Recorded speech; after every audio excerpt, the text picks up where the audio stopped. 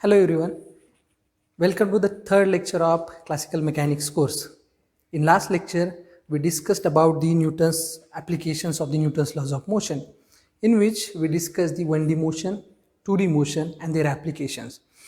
In 2D motion, we discussed the motion of the particle in the projectile motion. In the projectile motion, we discussed the motion of the particle where we discuss its component along x-axis as well as component along y-axis, and with the example we discuss those two components are independent on each other.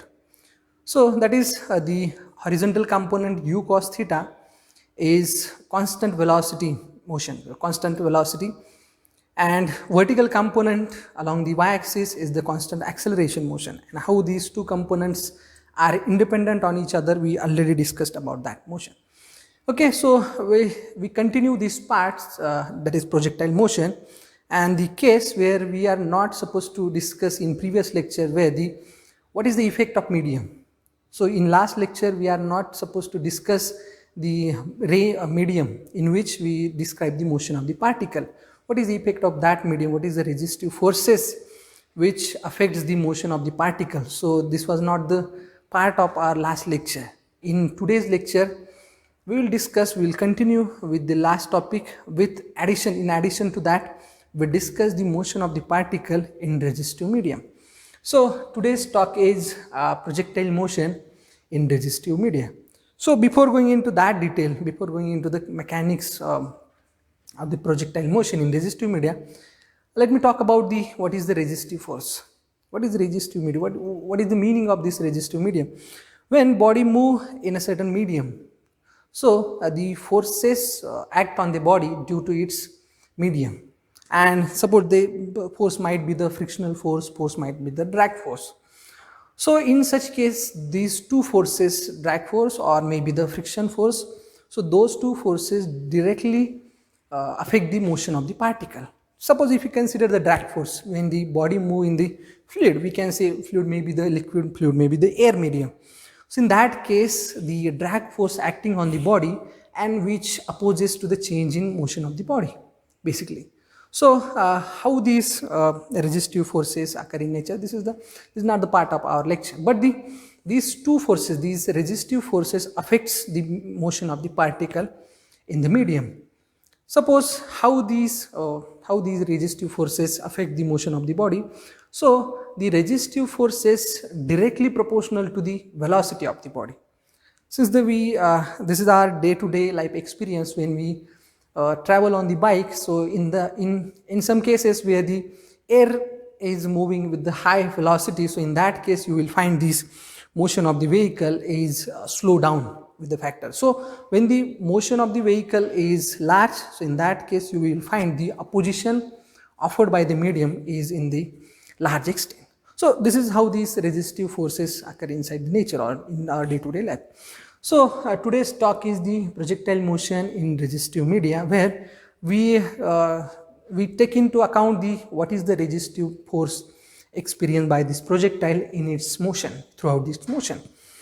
So by considering with the start of this today's topic, we assume certain things. So what is the assumption? So assumption is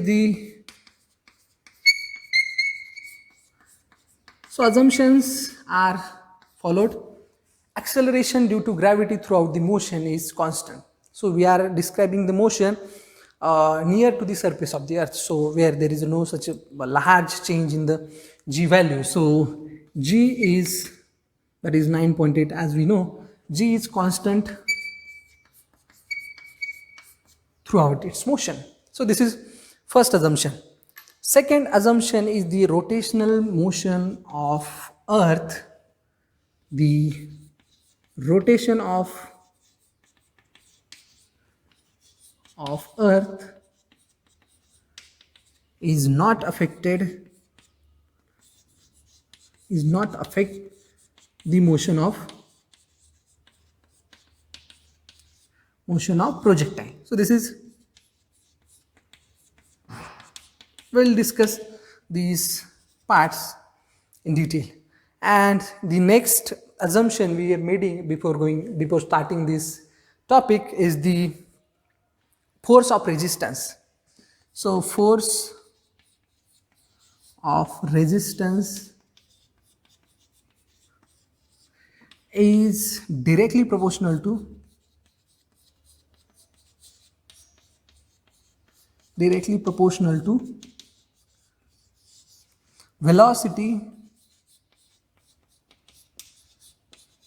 velocity of projectile, let's say.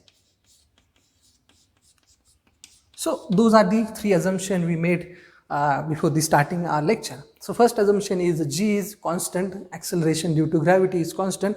Why we are choosing these such assumptions? Because we are studying the motion of the particle, we are studying the projectile motion near to the surface of the earth. So in that case you will find the g is constant throughout this motion.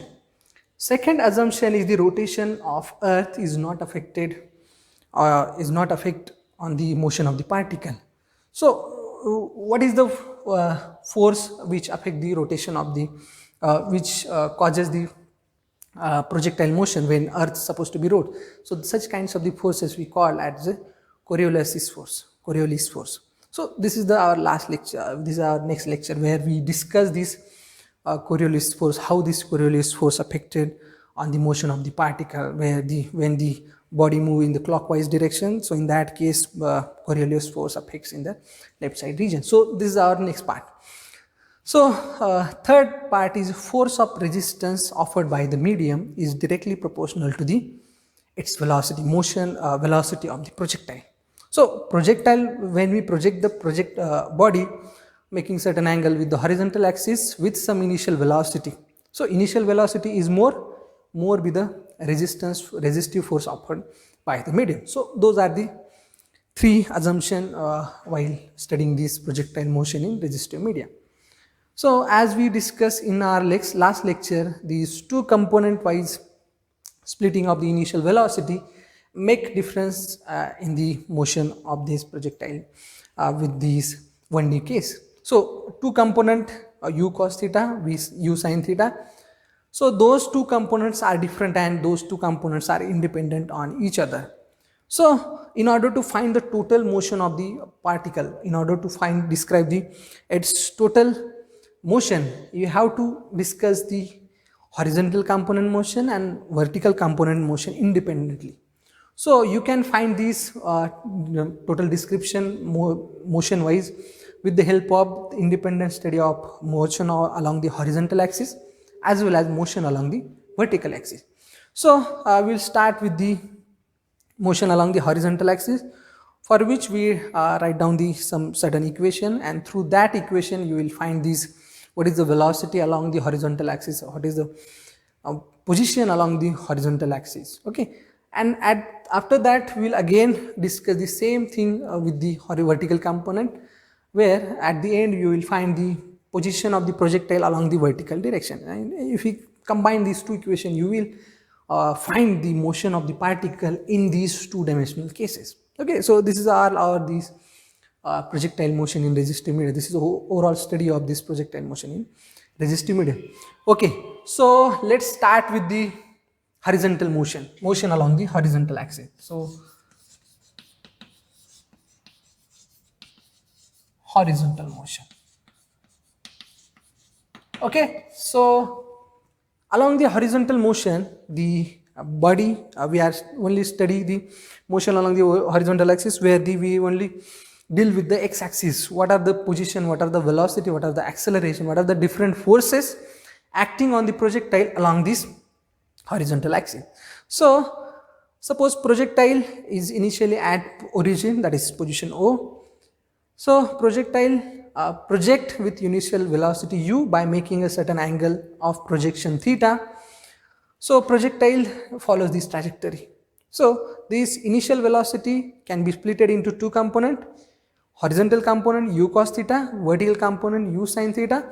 When the projectile move, this component also move with this projectile. So this is the component wise splitting of this initial velocity. Okay, so the force acting on the projectile, let's say force acting on projectile along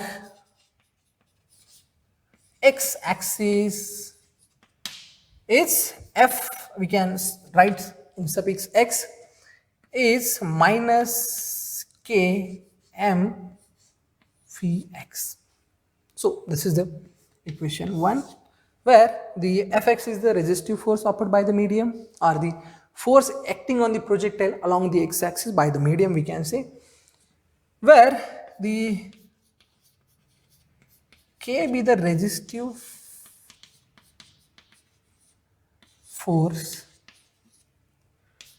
per mass, unit mass, of course, mass per velocity. So this is the part. So this is the difference in whatever we see in last lecture, where we are not supposed to consider this K factor over here. So K be the resistive force per unit mass per unit velocity. So this negative sign indicates that this force is in the opposite direction to that of this motion of the projectile. So the K be the characteristics of the medium, we can say. So more be the K value, more be the resistance offered by this medium on this projectile in its motion. So this K be the resistive force per unit mass per unit velocity. So this is equation 1. So we continue with this equation. So this equation looks like the Newton's second law equation, where F is equal to m into A. So how we can write this F? Yes, so according to Newton's second law, according to Newton's second law, what is the statement, mathematical statement of Newton's second law? F is equal to ma. So I can write this Fx in terms of mass and acceleration. So m as it is, and I directly write this acceleration in terms of velocity. So acceleration, or directly we can write this x is equal to minus k m vx. So where the vx be the velocity of the projectile along x-axis. Okay, so but what is ax in terms of velocity? So ax acceleration is the rate of change of dvx upon dt. So suffix indicates the direction of the velocity. Okay, so instead of ax, I just write this dvx by dt. So resultant equation is dvx by dt, m as it is equal to minus k m vx. So this mm coolly cancel out. So what is the remaining term? dvx by dt is equal to minus k vx. I make some transition, make some adjustment. So I just write this vx over here and dt over here. So the resultant equation is dvx by x is equal to minus k dt. So those are the mathematical arrangement. So if we integrate these equation indefinitely, of course, so integrate, so this is equation, let's say equation number 2. So integrate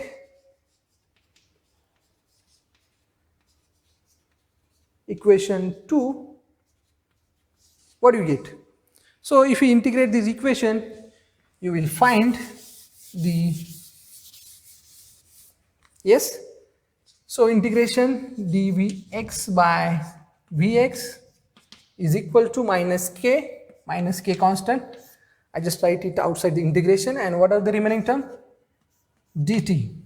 Okay, so this is the form of, yes, what is the integration of this dvx by x? 1 upon x integration of dx. So this is ln of x. So ln of vx, instead of x we have a vx term, minus k as it is, integration of this dt is t, plus some constant of integration, that is c1. So how to find this equation? How to find this constant of integration? So what is the procedure to find the constant of integration? Apply the initial condition. So initially at t is equal to 0, what is vx? Vx is equal to vx0, velocity along the x-axis at t is equal to 0. So this is vx0. So put those value in equation 3 what do you get? Instead of Vx, we have to just put this Vx0. So ln of Vx0 is equal to T 0 plus C1. So what is C1? C1 is equal to ln of Vx suffix 0. So this is equation, let's say. So we are not supposed to write this in terms of the equation. So put the value of these C1 in equation 3. What do you get? So putting C1 in equation number 3, if you just put this C1 value in this equation number 3, what do you get? ln of Vx is equal to minus Kt plus, what is value of C1? ln of Vx 0. So move this ln of Vx into this side, you will get ln of Vx minus ln of Vx 0 is equal to minus Kt. I just move this into this side. So what is ln of A minus ln of B? ln of A upon B, ln of Vx upon ln of Vx0 is equal to minus Kt. This is equation number 4. So take antilog on both sides of equation 4, you can say, or take exponential on both sides. So if you take the exponential on both sides, you will find e to the power ln of Vx upon Vx0. So ln of e is 1. So taking exponential of both sides, so what do you get? ln of e to the power ln is again, or we directly write these in terms of those. Yes, if e to the power ln of Vx upon Vx0, yes, is equal to e to the power minus Kt exponential. So what is e to the power ln? So it is 1. So what is the remaining term? Vx upon Vx0, we can write this e to the power minus Kt, or since e to the power ln, so this all. Okay, so we can say x is equal to e to the power ln of. Okay, so what is Vx? I just move this Vx0 in this side, e to the power minus Kt. So this is equation number, let's say, 5. So this is the velocity of the projectile at any time t along the x-axis. And look at these values. What are the dependence of this velocity of projectile along x-axis? K. And how this k behave? K is behaving exponentially, negative exponential of its initial velocity. So this is the velocity of projectile at time t along x-axis. Okay, so this is the projectile velocity of projectile along x-axis. So next task is to find the velocity or find the position of the projectile along x-axis. So if you know the value of velocity, you can easily extract the value of its position by means of taking the integration from this equation. So let's do this. So this velocity equation, how to write this? Phi can be written as, how to write this equation number 5?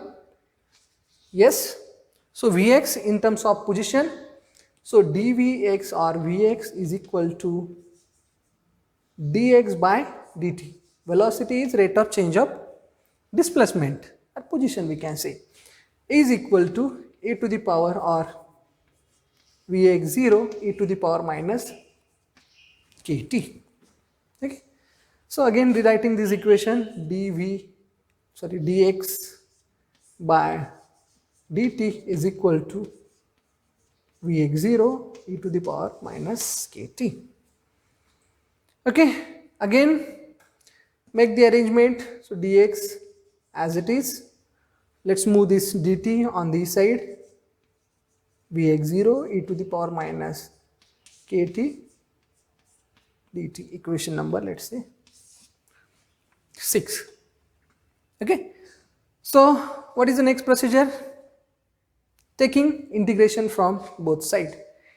Integrate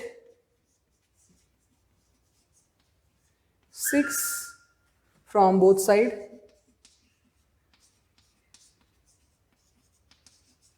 What do you get? So if we integrate these equation indefinitely, dx is equal to integration of Vx0 e to the power minus kt, and this is integration with respect to time. Okay, so how to write this equation? What is the integration of dx? Integration of dx is x. Vx0 is constant with respect to time, so it is again constant outside the integration, and only the remaining term is e to the power minus kt dt. Okay, so x is equal to Vx0 constant. What is the integration of e to the power minus kt? Yes, e to the power minus kt, integration of this term, e to the power minus kt as it is, and what are the inside term? Minus kt, and what is the integration of this kt? Okay, so sorry, we can take the derivative and divide it by the, so what is the derivative? Minus 1 upon minus k. Okay, so this is 1 upon minus k plus some constant of integration, let's say c2. Okay, so I just rewrite this equation. So Vx0, I just write this minus side over here and divide by k e to the power minus kt plus c2. Okay, so how to find c2? Let's say this is equation number 7. How to find the c2? Again same thing. Initially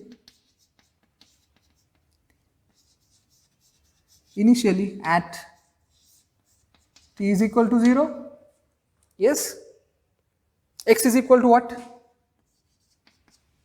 X is equal to 0, because at time t is equal to 0, projectile is stationary and it is supposed to be at origin O. So at t is equal to 0.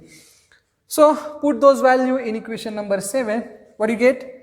At t is equal to 0, x is equal to 0. So this is 0. Vx0 by k. So this is constant quantity. It keep as it is. Yes, upon k. E to the power k into 0. Let's say e to the power 0, and it comes out to be 1. So what is the value of C2?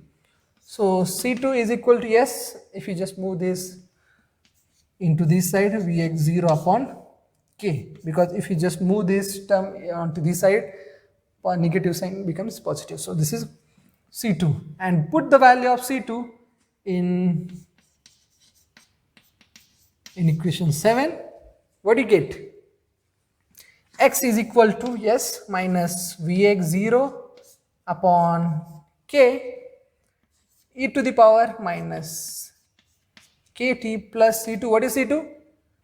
Vx0 upon k. What are the constant quantity or common quantity? We can say Vx0 upon k. So keep it outside. Vx0 upon k, 1 minus e to the power minus kt. So this is the, we can say, position of the projectile along x-axis at any time t. Or another form by which you can represent this equation. What is the initial velocity component along the x-axis? Remember? Yes, what? But Vx0, yes. Did you remember? What is Vx? What is the value of Vx0? It is the velocity of the projectile or initial component of the velocity along the x-axis. So just remember this diagram. This is theta, this is u cos theta, and this is u sin theta. So this is the initial velocity component of the